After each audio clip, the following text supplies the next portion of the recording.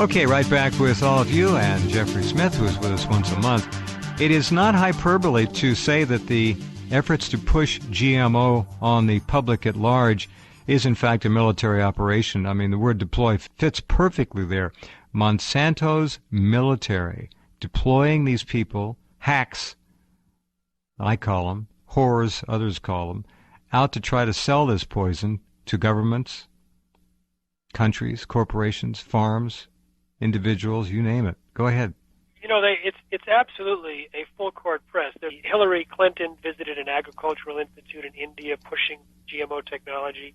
Before she visited there, she sent Nina Fedorov, the science advisor, who's basically this pro-GM fanatic who's written this book called Mendel in the Kitchen, that's just basically a pro-GM piece that claims to be neutral. And she also was deployed in Australia to try and convince them that GMOs were going to, feed the world, etc.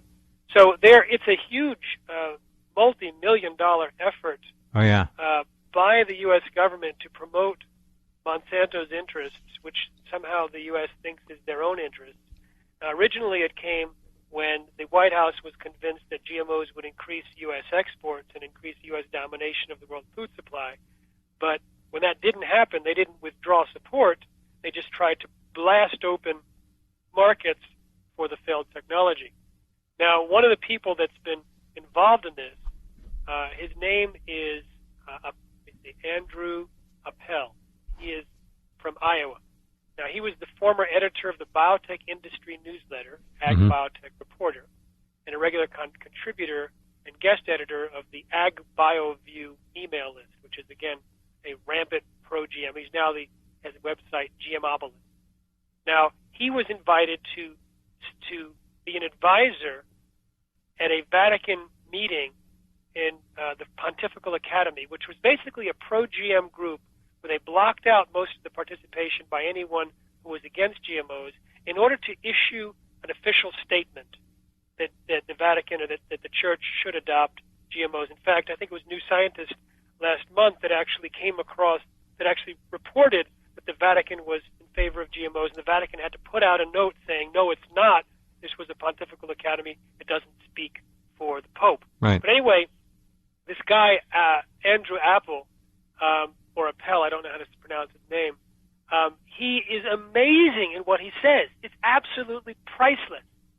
He was giving a talk at this Pontifical Academy, and his topic was financial support of anti-GMO lobby groups.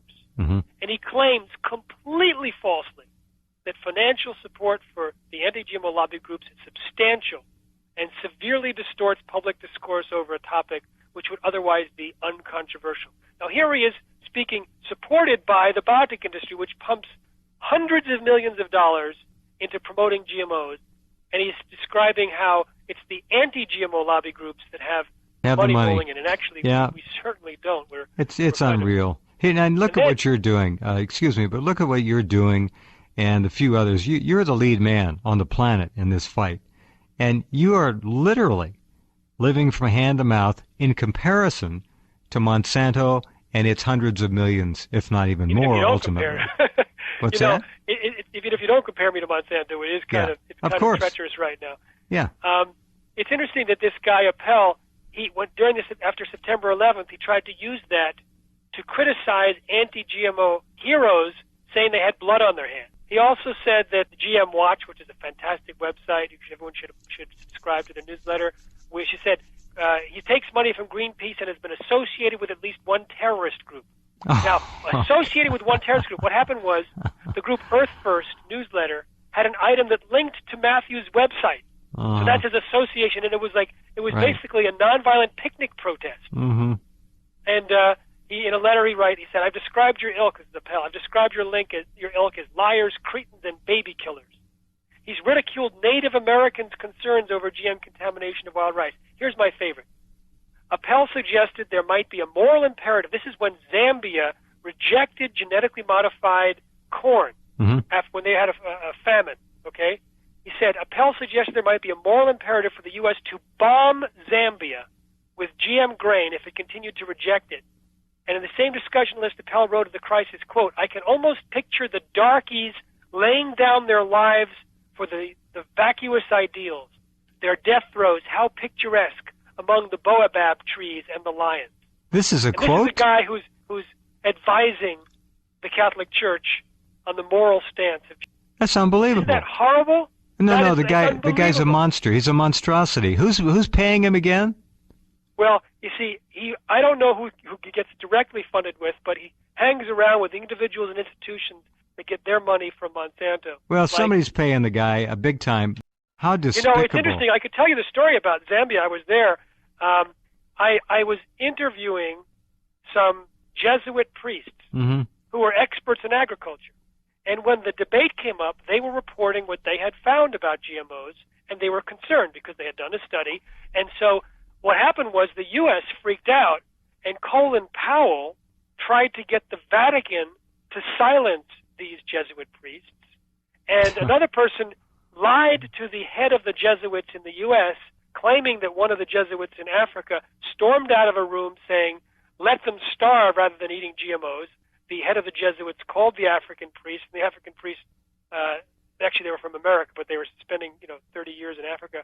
He said, I explained to them that he never would ever say something like that. They were just giving their academic studies. They had done a specific analysis of the organic versus conventional, cotton, et cetera, et cetera. They had their own farms, mm-hmm. and they were really, and they said they were being attacked mercilessly. I talked to one of the ministers of agriculture at the time when mm-hmm. this was going on, who was mm-hmm. a minister of something else at the time when I met with him. He mm-hmm. said when he was being introduced to Ann Veneman, the Secretary of Agriculture, right. at the time when this was going on, and realized he was from Zambia, refused to shake his hand and said, backward country, and stormed off.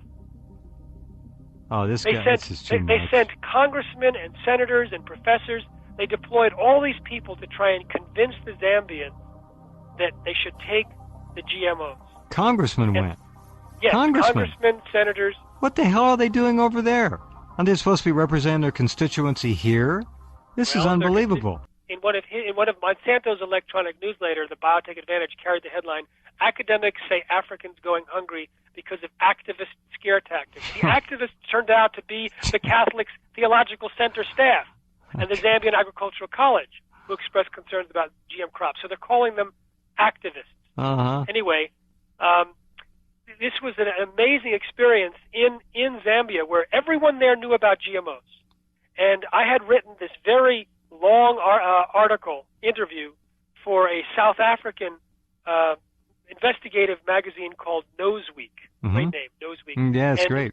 And the major paper in Zambia, the government-sponsored paper, ran the whole thing, 2 full-page spreads, and the president's picture was put inside there because what I was saying was vindicating the position of Zambia. And when I went and spoke to the Council of Chiefs, they have like a Senate and a Congress, uh-huh. as well as a Council of Chiefs. There's 23 of them, I think. And I was presenting to them. I said, I am from the United States. So first of all, I wish to apologize. And they all gave me an applause. Because wow. I realized that the United States had been this huge bully. Yeah. You see, what happened was Zambia had a famine. There was about 5 countries that were experiencing a famine. Mm-hmm. And the U.S. was sending corn. And there was a law against importing GM corn. And at a certain point, someone let the government know that the U.S. has been sending GM corn for years and that the latest shipment was GM corn. So they said, no, don't send us GM corn.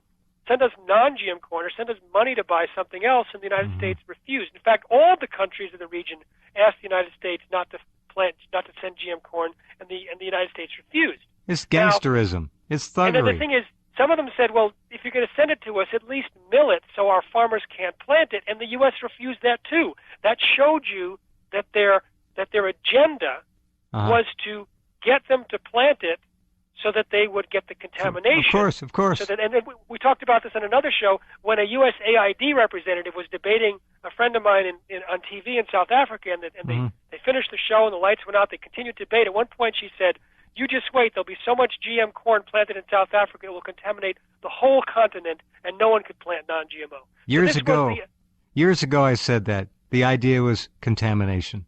Exactly. And it's unbelievable. You're describing criminal behavior that the average American would flat not believe. Secondly, you're describing a situation where the average Zambian citizen knows far more about this GM issue than any American. Oh yeah, when I was walking in the university, someone said, "Why are you here?" I said, "Oh, I speak about," and I started to describe what inserting. Oh, he said, "Oh, you mean GMOs?" In fact, there's a joke there. If anything's slightly off, they always say, "Oh, it's a GMO." What happened was they sent out a fact-finding team of scientists to the European Union and to the United States, and when they came back, they said, "Definitely no GMOs. Not for the health, not for the environment, not for the economics."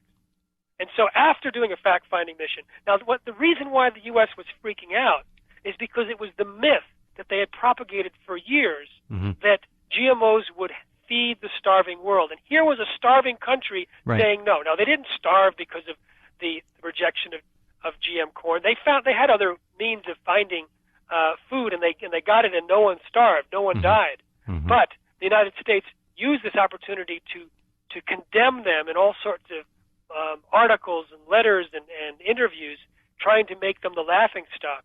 And I talked to this minister, and I said to him, if this happens again, call me, because what we can do is I can tell you the questions that we can raise, and about Michael Taylor's the approval of we could talk about all the science, the real hard questions that the U.S. would be embarrassed if that got into the headlines, because it would show that this was approved in the United States based on politics and economics and had nothing to do with science, and in fact, all of the myths that they are propagating are false. He was so relieved to find a colleague that he could turn to. Now, of course, it hasn't happened again, and Zambia hasn't needed to reject any GM corn, but it was like, there's so few people. I mean, in Africa, they are under an onslaught. Bill Gates is pouring millions of dollars into GM projects. I talked to one delegate from Africa to the Cartagena Protocol on biosafety. I had sent out my book, Seeds of Deception, in 2004 to all these developing countries, to their focal points for the biosafety protocol. They're sitting ducks, yeah. And one person said to me I met him in Kuala Lumpur, Malaysia. I had lunch with him. He said, "You have to come to Africa. We have no access to this information.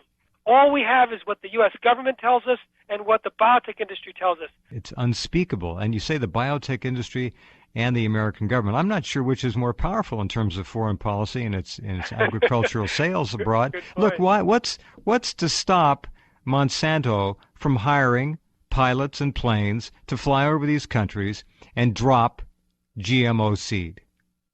It's possible. It has already happened. And it's possible. You see, the thing is, what they've arranged is for smuggling of seeds in large scale. Yeah. Bribe, threats, and then the potential releasing of seeds from the air. And like you say, it may have already happened. It may be happening right now. They want to pollute the whole damn planet with this stuff, is what they want to do. Absolutely. You mentioned one thing about training. We start the first of 4 webinars, 2-hour webinars, to train people to speak about GMOs and also to organize local non-GMO working groups in their area after the lecture. And we've just put on our website a sign-up page for the Tipping Point Network, where people can click on there and enter their interests of what area they're in, if they want to be part of a local non-GMO action group, and if they want to be part of an outreach to specific groups like healthcare practitioners and parents, schools and chefs and religious groups. And we're going to have national non-GMO action groups, each of which are focused on these targeted areas, and they will work with all the individuals in the local non-GMO action groups. And so we already had hundreds of people sign up within the 3 days of our announcing it this month. Okay, and, which website is it? Okay, responsibletechnology.org. I want to call on all of you out there who have any leisure time at all, even if you don't and you want to make a difference. This is something that will save lives by the hundreds of thousands and ultimately millions if you get involved. And it could be just that simple. Please, responsibletechnology.org. This is wonderful. I am really heartened. This is one of the few bright spots in the darkness, and it is something that you need to support, folks. Please. And please sign up for our newsletter when you get online so we can Absolutely.